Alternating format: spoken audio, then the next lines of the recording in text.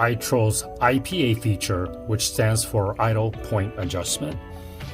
The servo motor typically pushes or pulls on a rod or cable to adjust the throttle.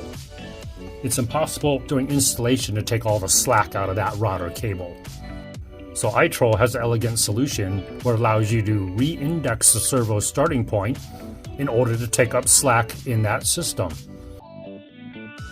So the first step in getting into IPA is to idle the motor. You access IPA by pressing the dial in for 10 seconds.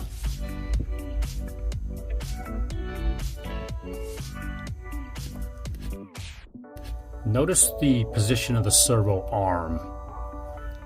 So I can adjust the IPA up or down. Somebody should be watching the throttle to make sure you're not holding it open all the time.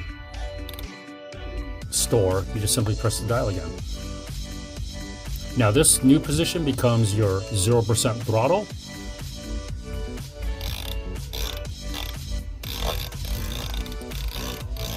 So typically IPA is only used on initial setup. If you do it when you're moving, you can artificially open your throttle and raise your RPMs.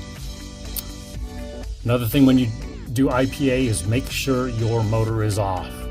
Because if you're standing next to the motor, you don't want the prop spinning. It's just common sense, but I gotta say that. Anyways, IPA only with the iTroll G3.